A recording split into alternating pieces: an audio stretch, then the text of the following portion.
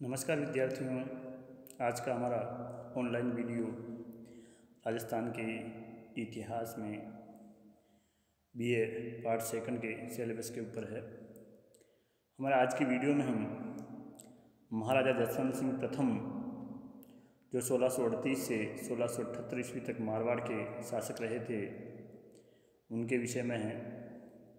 महाराजा जसवंत सिंह का जन्म 1626 में बुरहानपुर में हुआ था।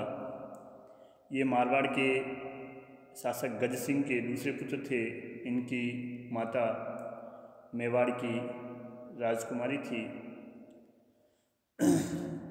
गज सिंह के ऊपर मेवाड़ी रानी का प्रभुत्व होने और अपने बड़े पुत्र अमर सिंह के उद्दंड स्वभाव के कारण गज सिंह ने 1634 में मुग़ल सम्राट शाहजहाँ से प्रार्थना कर अमर सिंह को अलग जागीर दिला दी थी और जसवंत सिंह को अपना उत्तराधिकारी घोषित किया था 1632 ईस्वी में। जसवंत सिंह को पर्याप्त रूप से उचित शिक्षा दीक्षा मिली। 1636 ईस्वी में जैसलमेर के रावल मनोहर दास की पुत्री के साथ जसवंत सिंह का विवाह हुआ और 1638 ईस्वी में जब वह बूंदी के राव शत्रुसाल की दूसरी पुत्री कर्मावती से विवाह करने बूंदी में गए हुए थे, उसी समय आगरा में उनके पिता गज सिंह की मृत्यु हो गई। बूंदी से वे आगरा पहुँचे और वहाँ बादशाह शाहजहाँ ने 25 मई 1638 को जसवंत सिंह को जोधपुर का उत्तराधिकारी घोषित किया और उसे 4000 जात एवं सवार का मनसब देकर राजा की पदवी और खिल्लत भी प्रदान की गई। खिल्लत शाही पोशाक थी जो सम्मान स्वरूप दी जाती थी। जसवंत सिंह इस समय केवल 12 वर्ष के थे, इसलिए शाहजहाँ ने आसोप के ठाकुर राज सिंह कुंपावत को उसका संरक्षक या प्रधान नियुक्त किया और शासन की देखरेख राज सिंह कुंपावत के नेतृत्व में हुई। जोधपुर राज्य की ख्यात में उल्लेख मिलता है कि इस समय जसवंत सिंह को टीके के रूप में, जो कि मुगल सम्राट ने उन्हें दिया था, जोधपुर, सोजत, फलोदी, मेड़ता और सिवाना के परगने प्राप्त हुए।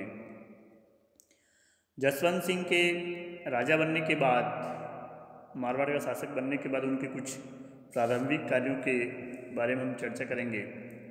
1639 में मुगल सम्राट शाहजहाँ ने उनका मनसब बढ़ा करके 5000 जात व सवार कर दिया। बादशाह के साथ इन्होंने कुछ समय लाहौर, जमरू और दिल्ली में बिताया और इसके बाद 1640 में ये जोधपुर लौटे और 30 मार्च 1640 को इनका राज्याभिषेक का उत्सव धूमधाम से जोधपुर में आयोजित किया गया। मार्च 1641 में पुनः बादशाह की सेवा में उपस्थित हो गए। 1642 में जसवंत सिंह को दारा सिकों के साथ फारस के शाह सफ़ी के विरुद्ध अभियान पर कंधार भेजा गया। जसवंत सिंह ने प्रमुख राठौड़ सरदारों के साथ कंधार की ओर प्रस्थान किया, मगर मार्ग में ही शाह सफ़ी की मृत्यु की सूचना मिलने पर मुगल सेना के साथ वो बिना युद्ध के ही वापस लौट आए और इस अभियान के बाद वे पुनः जोधपुर लौटे। 1645 में कुछ समय के लिए उन्हें आगरा का प्रबंधक नियुक्त किया गया और अक्टूबर 1645 में ही बादशाह के पास लाहौर पहुंचकर वह पेशावर, काबुल और दिल्ली होते हुए वापस 1649 में आगरा लौटे। कंधार का मामला होने पर, क्योंकि फारस के शाह ने 1649 में कंधार पर आक्रमण कर दिया था, जसवंत सिंह को भी शाही सेना के साथ औरंगजेब के नेतृत्व में कंधार पर पुनः अधिकार के लिए भेजा गया, मगर मुगल सेना इस पर अधिकार करने में असफल रही। 31 मार्च 1650 को जसवंत सिंह पुनः जोधपुर के लिए रवाना हुए और इस समय इन्होंने जैसलमेर के उत्तराधिकार का विवाद एक प्रकार से सुलझाया। जसवंत सिंह ने सबल सिंह को जैसलमेर दिलवा दिया, जो कि इनका समर्थक था, और इसके बाद इन्होंने पोखरण पर भी अधिकार कर लिया। 1652 में जसवंत सिंह लाहौर पहुंचकर पुनः शाही सेवा में सम्मिलित हो गए, और 1652 में जब इन्हें पुत्र रत्न की प्राप्ति हुई तो इन्हें पुनः जोधपुर जाने की आज्ञा मिल गई। दिसंबर 1653 में जसवंत सिंह का मनसब बढ़ाकर 6000 जात और सवार कर दिया गया, और इन्हें महाराजा की उपाधि मुगल सम्राट शाहजहां के द्वारा प्रदान की गई। जसवंत सिंह ने शाहजहां के 4 पुत्रों दारा, औरंगजेब, शाह शुजा और मुराद के बीच जो उत्तराधिकार का युद्ध हुआ था, उस युद्ध में सक्रिय रूप से जसवंत सिंह ने भाग लिया।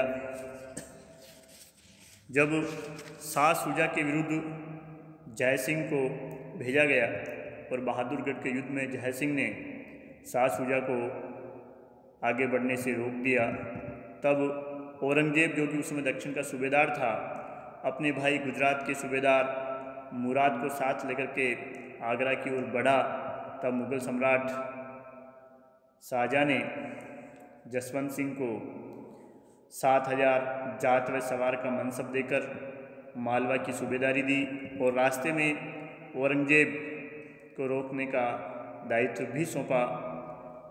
जसवंत सिंह ने औरंगजेब मुराद की सेना का सामना करने के लिए धर्मत नामक स्थान तक पहुंच गए। धर्मत में पहुंचकर जसवंत सिंह ने औरंगजेब के पास दूत भेजकर उन्हें वापस दक्षिण लौट जाने के लिए कहलाया, और उनका यदि उन्होंने ऐसा नहीं किया तो उन्हें जसवंत सिंह के साथ युद्ध करना पड़ेगा। मगर औरंगजेब पीछे लौटने के लिए किसी प्रकार तैयार नहीं हुआ। अतः जसवंत सिंह और औरंगजेब के मध्य धर्मत का युद्ध 16 अप्रैल 1658 ईस्वी को हुआ। इस युद्ध में कासिम खां, जो कि जसवंत सिंह के साथ था, उसने सक्रियता नहीं दिखाई, प्लस और काफ़ी वीरता दिखाने पर भी जसवंत सिंह युद्ध में घायल हुए, और विजयश्री औरंगजेब के हाथ लगी। जसवंत सिंह के वफादार सैनिक उन्हें युद्ध के मैदान से निकाल ले गए, जिसमें आस्करण और मैसदास गौड़ प्रमुख थे। उन्होंने जसवंत सिंह को जोधपुर की ओर लौटने के लिए बाध्य किया गया। जसवंत सिंह को जोधपुर की ओर लौटने के लिए बाध्य किया। इस प्रकार धर्मत के युद्ध में औरंगजेब की विजय हुई, और जसवंत सिंह औरंगजेब की सेना से हार गए। जब जसवंत सिंह धर्मत के युद्ध स्थल से जोधपुर पहुँचे, जहां उन्हें अपनी पराजय पर दुख होता रहा, बार्नियर एवं मनुची, जो विदेशी यात्री इस समय भारत में उत्तराधिकार युद्ध के दौरान उपस्थित थे, उन्होंने महाराजा जसवंत सिंह के धर्मत के युद्ध स्थल से जोधपुर लौटने पर एक घटना का उल्लेख किया है कि महाराजा जब जोधपुर पहुँचे तो उनकी एक रानी, राणा घराने की अर्थात उदयपुरी रानी की ओर उनका संकेत था, ने उनके बचकर आने की खुशी में उसका महाराजा का स्वागत करने के बजाय दुर्ग के सभी दरवाज़ों को बंद करने की आज्ञा दी। रानी ने कहा, यह मनुष्य अपयश का भागी और उसे इस दुर्ग के अंदर नहीं घुसने देना चाहिए। मैं उसे अपना पति नहीं मानती और मेरी ये आँखें अब उसे कभी नहीं देखेगी। राणा का दामाद इस प्रकृति का नहीं हो सकता। मुझे धोखा दिया गया है। मेरा पति वास्तव में मर चुका है। चीता तैयार करो, मैं सती होंगी। इस तरह 8-9 दिन बीत गए और जसवंत सिंह की अपनी पत्नी से भेंट नहीं हुई। बाद में उदयपुरी रानी की माँ मारवाड़ आई, तब समस्या सुलझी। तब राजा ने यह प्रतिज्ञा की कि जैसे ही वह इस युद्ध की थकान दूर कर लेगा, वैसे ही औरंगजेब आक्रमण करके अपने इस कलंक को धोने की चेष्टा करेगा। ऐसा बार्नियर एवं मनुची का उल्लेख मिलता है। श्यामल दास ने भी इस कथा को मान्यता प्रदान की है अपने वीर विनोद में, मगर उन्होंने ये घटना उदयपुर रानी के बजाय बूंदी की रानी से मानी है। गोपीनाथ शर्मा का मानना है कि रानी का स्थान संबंधी भ्रम होने का कारण यह हो सकता है कि राव सतुशाल हाड़ा की एक रानी शिशोधनी रानी राजकुंवर थी और उसकी पुत्री करमेती का विवाह जसवंत सिंह के साथ हुआ था। शिशोधनी रानी की पुत्री होने से महाराजा की रानी को भी शिशोदी रानी मान लिया गया हो और शिशोदी शब्द से उदयपुर की रानी होने का भ्रम पैदा हो गया हो।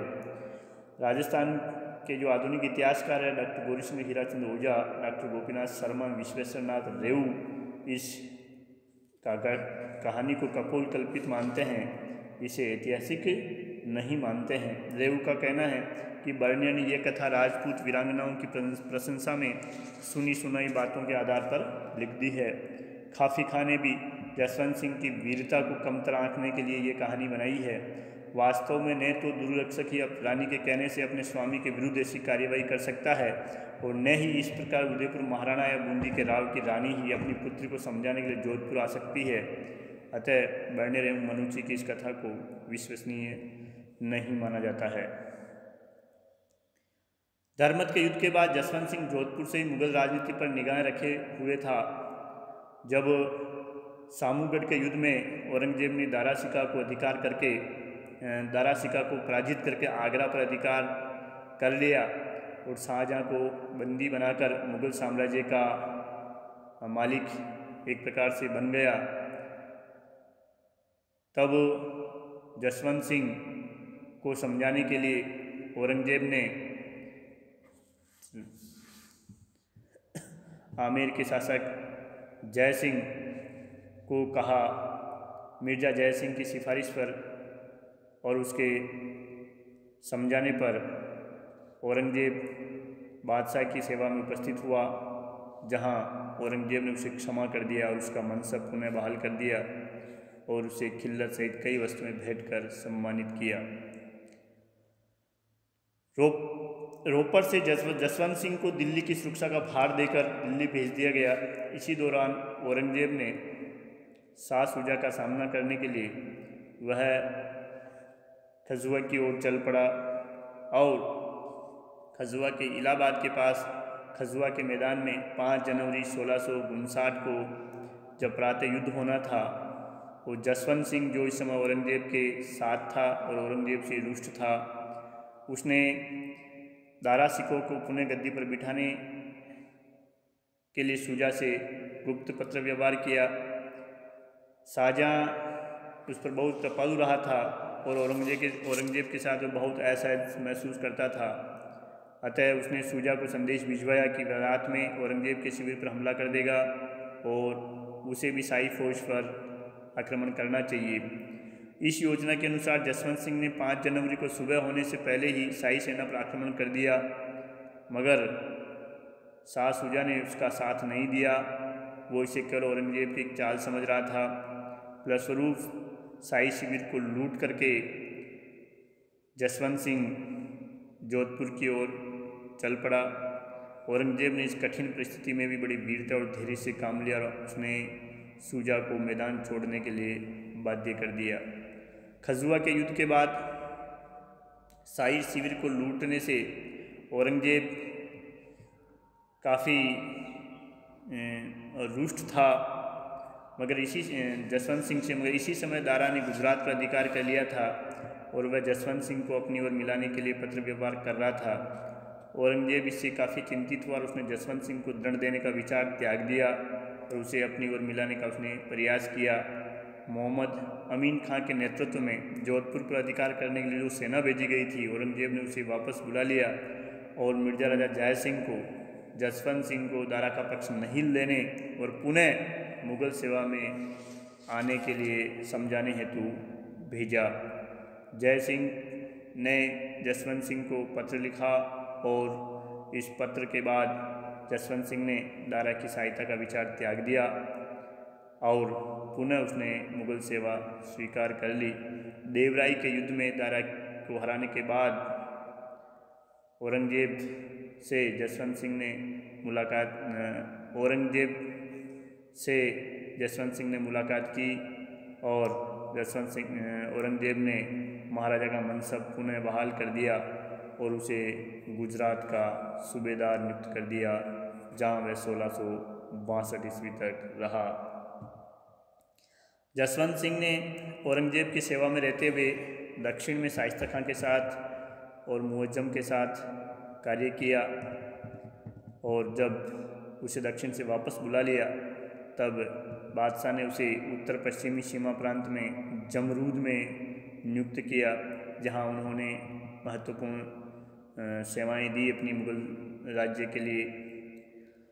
जब दक्षिण में शिवाजी शक्तिशाली हो रहे थे और 1659 में शाइस्ता खां को उसके विरुद्ध नियुक्त किया गया, तब औरंगजेब ने 1662 में शाइस्ता खां की सहायता करने के लिए जसवंत सिंह को दक्षिण जाने का आदेश दिया। जसवंत सिंह ने दक्षिण में पहुंचकर पूना में अपना शिविर लगाया। जसवंत सिंह के दक्षिण पहुंचने से शिवाजी के विरुद्ध मुगल सेना की शक्ति काफ़ी बढ़ गई थी। मार्च 1663 में मुगल सेना ने मराठा सरदार नेताजी पर आक्रमण कर उसे परास्त किया, और इस समय शाइस्ता खां निश्चिंत होकर के पूना में शिवाजी के उसी महल में अपना निवास स्थान बनाए हुए था, जहाँ शिवाजी का बचपन बीता था। उसे यहाँ मराठों के आक्रमण की कोई उम्मीद नहीं थी, और जसवंत सिंह का शिविर भी इस समय पूना के पास सिंहगढ़ के रास्ते पर ही था। इसी समय रात के अंधेरे में मुगल सेना को धोखा देते हुए शिवाजी ने पूना पर आक्रमण किया 5 अप्रैल 1663 को, और काफ़ी सारे मुगल सैनिकों को मारकर शाइस्ता खां को घायल करते हुए बिना किसी बाधा के पूना से निकल गए। जब सुबह जसवंत सिंह शाइस्ता खां के हालचाल जानने के लिए गए, तब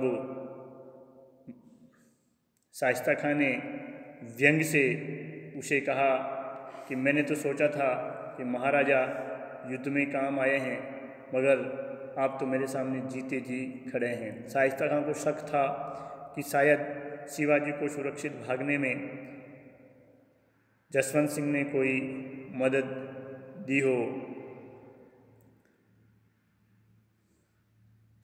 बर्नियर इस संबंध में लिखता है कि अचानक आक्रमण कर शाइस्ता खां को घायल करने के बाद शिवाजी ने सूरत पर आक्रमण किया, और वहां से लूट का बहुत सा सामान लेकर वह बिना किसी बाधा के वापस लौट गया। इस संबंध में लोगों को ऐसा संदेह था कि जसवंत सिंह और शिवाजी के बीच किसी प्रकार का समझौता हो गया था, जिससे दोनों घटनाएं हुई थी। इसलिए जसवंत सिंह को बाद में दक्षिण से वापस बुला लिया गया, मगर हमें इस संबंध में कोई ठोस सच्चाई दिखाई नहीं देती है कि शिवाजी के आक्रमण में जसवंत सिंह का कोई हाथ था। मगर इतना हम जरूर कह सकते हैं कि जसवंत सिंह इस समय सतर्क नहीं था, उसके गुप्तचर भी सतर्क नहीं थे। यदि ऐसा होता तो शिवाजी की योजना की जानकारी उसे पहले ही मिल जाती। मई 1663 में जब औरंगजेब को इस घटना की सूचना मिली, तो उसने शाइस्ता खां को उसकी लापरवाही पर वापस बुला करके उसे बंगाल भेज दिया, और मुअज्जम को दक्षिण का सूबेदार नियुक्त किया, और जसवंत सिंह को वहीं रहकर मुअज्जम की सहायता करने की आज्ञा दी गई। वर्षा ऋतु पूना में बिताने के बाद जसवंत सिंह ने कोंडाना का घेरा डाल दिया, और लंबे घेरे के बाद भी जब उसे कोई दुर्ग जीतने में कोंडाना का दुर्ग जीतने में सफलता नहीं मिली, और इसी मध्य शिवाजी ने सूरत और अहमदनगर लूट लिया, तो इसकी सूचना मिलने पर औरंगजेब काफ़ी नाराज़ हुआ, और उसने जसवंत सिंह और मुअज्जम को दक्षिण से वापस लौट आने का आदेश दिया। मार्च 1665 में अपना कार्यभार आमेर के मिर्जा जय सिंह को सौंपकर जसवंत सिंह दक्षिण से रवाना हुआ, और दिल्ली दरबार में औरंगजेब के समक्ष दरबार में उपस्थित हुआ। जसवंत सिंह सितंबर 1667 के शाही दरबार में बादशाह के साथ दिल्ली और आगरा में रहा। और इसी मध्य 1666 में जसवंत सिंह और मुअज्जम को फारस के शाह के विरुद्ध कंधार की ओर भेजा गया, जहां लाहौर में पहुंचकर इन्होंने अपना शिविर लगाया। और इसी मध्य फारस के शाह की मृत्यु हो जाने से औरंगजेब ने उन्हें लाहौर से आगे नहीं बढ़ने का आदेश दिया। फलस्वरूप जसवंत सिंह और मुअज्जम पुनः बादशाह की सेवा में उपस्थित हो गए। जब शिवाजी से संधि करने के बाद जय सिंह बीजापुर को विजय नहीं कर सका, तो औरंगजेब ने राजा जय सिंह को दक्षिण से वापस आने का फरमान भेजा और 1667 में जसवंत सिंह और मुअज्जम को पुनः दक्षिण में नियुक्त किया। इस समय शिवाजी की स्थिति थोड़ी खराब थी, वह मुगलों से युद्ध करने की स्थिति में नहीं थे, अतः उन्होंने जसवंत सिंह के माध्यम से मुगलों के साथ समझौता कर लिया, जिसे औरंगजेब ने भी स्वीकृति प्रदान कर दी। और इसी समझौते के तहत शिवाजी को राजा की उपाधि दी गई। जसवंत सिंह और मुअज्जम के लंबे समय तक एक साथ रहने से औरंगजेब को थोड़ी शंका उत्पन्न हो गई कि कहीं जसवंत सिंह के साथ रह करके मुअज्जम उसके विरुद्ध विद्रोह नहीं कर दे। इसलिए उसने जसवंत सिंह को बुरहानपुर में रहने का आदेश दिया और मुअज्जम और इन दोनों को अलग अलग कर दिया। जब शिवाजी ने सूरत को दूसरी बार लूटने के बाद 1670 ईस्वी में बुरहानपुर तक सेना भेजी, तो जसवंत सिंह ने नगर की रक्षा बड़ी बहादुरी से की। जनवरी 1671 में बादशाह ने बहादुर खां की जगह दूसरी बार जसवंत सिंह को गुजरात का सूबेदार नियुक्त किया। जसवंत सिंह गुजरात पहुंचा और उसने वहां शासन प्रबंध को व्यवस्थित किया। इसी मध्य 1673 ईस्वी में महाराजा को काबुल भेजा गया। इस संबंध में कुछ तारीखों का विवाद है, कुछ जो इतिहासकार इस तारीख को 1671 भी मानते हैं, मगर इससे कोई ज़्यादा महाराजा की उपलब्धियों में, जसवंत सिंह के कार्यों में कोई ज़्यादा अंतर नहीं आता है कि वो 1671 में भेजे गए या 1673 में। महाराजा ने गुजरात से मारवाड़ होते हुए काबुल की ओर प्रस्थान किया और पेशावर में पठानों के उपद्रव को नियंत्रित किया। इसके बाद अपनी मृत्यु तक यानी 28 नवंबर 1678 तक महाराजा जमरूद में तैनात रहे और अफगान उपद्रवियों से मुग़ल साम्राज्य की रक्षा करते रहे। 28 नवंबर 1678 को जसवंत सिंह की जमरूद में मृत्यु हुई और वहीं उनका अंतिम संस्कार किया गया। जसवंत सिंह की उपलब्धियों, मुग़ल उत्तराधिकार युद्ध, शाहजहाँ के समय उनके द्वारा की गई मुग़ल सेवाओं और औरंगजेब के मुग़ल सम्राट रहने के दौरान दक्षिण में उनकी 2 बार नियुक्ति, गुजरात के सूबेदार पद पर नियुक्ति, उत्तर पश्चिम में पेशावर, जमरूद में इत्यादि में उनके द्वारा किए गए कार्यों को देख करके हमें उनके कुशल सैन्य संचालक होने में कोई शंका नहीं है। जिस तरह 12 वर्ष की अल्पायु में ही उन्होंने मारवाड़ की गद्दी को बखूबी संभाल लिया था, यह उनके वीर, साहसी और कुशल सैन्य संचालक होने का एक और प्रमाण था। शाहजहाँ के दरबार में जसवंत सिंह का बड़ा सम्मान था और शाहजहाँ उस पर विशेष रूप से कृपालु रहा था। प्लस उसके मनसब में लगातार वृद्धि होती रही। शाहजहाँ के शासनकाल में उसने लगभग 20 वर्ष तक 1638 से 1658 ईस्वी तक मुग़ल सेवा में बिताए थे। यद्यपि इस दौरान उसने किसी प्रमुख युद्ध में भाग नहीं लिया था, फिर भी शाहजहाँ ने उसका मनसब 7000 जात और 7000 सवार कर दिया था। महाराजा ने अपना अधिकांश समय शाही सेवा में व्यतीत करने के बावजूद भी अपने मारवाड़ का शासन प्रबंध अच्छे तरीके से चलाया। वह राज्य प्रबंध की तरफ से उदासीन नहीं रहा। सरदारों के विद्रोह के दौरान उसने योग्य व्यक्तियों को भेजकर उनका दमन किया। उसके मंत्रियों में मोहनोत नैणसी, इसने नैणसी की ख्यात नामक प्रसिद्ध राजस्थानी इतिहास पर एक महती कार्य किया है, लिखी है। वो उसका जसवंत सिंह का प्रसिद्ध मंत्री था जिसने बाद में महाराजा के व्यवहार से दुखी होकर के आत्महत्या भी कर ली थी। जसवंत सिंह स्वयं विद्वान था और विद्वानों का आश्रयदाता था। उसने ब्राह्मणों, कवियों, चारणों आदि को कई गांव, सिरोपा और घोड़े दान में दिए। आढ़ा, किसना, दुर्सावत तथा लालच खेतसी को लाख पसाव दिए गए। महाराजा ने स्वयं कई ग्रंथों की रचना की, जिसमें भाषा भूषण, अपरोक्ष सिद्धांत सार, अनुभव प्रकाश, आनंद विलास, सिद्धांत बोध, सिद्धांत सार और प्रबोध चंद्रोदय नाटक प्रमुख है। सूरत मिश्र, नरहरिदास, नवीन कवि और बनारसी दास उसके दरबार में आश्रित विद्वान थे। जसवंत सिंह के शासनकाल में कई उद्यानों और तालाबों का भी निर्माण हुआ। उसकी रानी अतिरंगदे ने जान सागर बनवाया, जो शेखावत जी का तालाब नाम से प्रसिद्ध है। दूसरी रानी जसवंत दे ने 1663 ईस्वी में राई का बाग, उसका कोट तथा कल्याण सागर नाम का तालाब बनवाया, जिसे रातानाड़ा भी वर्तमान में जोधपुर में कहा जाता है। जसवंत सिंह ने औरंगाबाद के पास जसवंतपुरा बसाया और उसमें इसने एक सुंदर बाग और एक अच्छी इमारत भी बनाई। आगरा में यमुना के तट पर उसने एक कचहरी का भवन बनवाया, जो राजपूत मुगल शैली का अच्छा नमूना है। उसने काबुल से लाकर अनार के पेड़ जोधपुर के कागा के बाग में लगवाए, जो अपनी मिठास के लिए आज भी प्रसिद्ध है। इस प्रकार एक अच्छा सैन्य संचालक, कुशल शासन प्रबंधक, स्वयं विद्वान, विद्वानों का आश्रयदाता और निर्माता के रूप में जसवंत सिंह प्रथम आज भी मारवाड़ के इतिहास में अपना महत्वपूर्ण स्थान रखता है।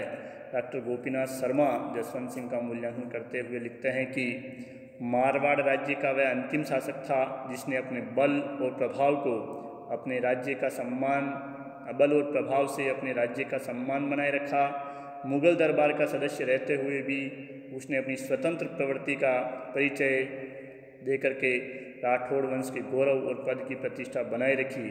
जब तक वह जीवित रहा, औरंगजेब भी अपने कई स्वप्नों को चरितार्थ नहीं कर सका। धन्यवाद। यह था महाराजा जसवंत सिंह के कार्य, राज्य विस्तार और मुगल दरबार में या मुगल राज्य के लिए उनकी की गई सेवाओं के बारे में ये हम छोटा सा संक्षिप्त में थोड़ा आज अध्ययन किया है। विस्तार के लिए आप बुक्स देख सकते हैं।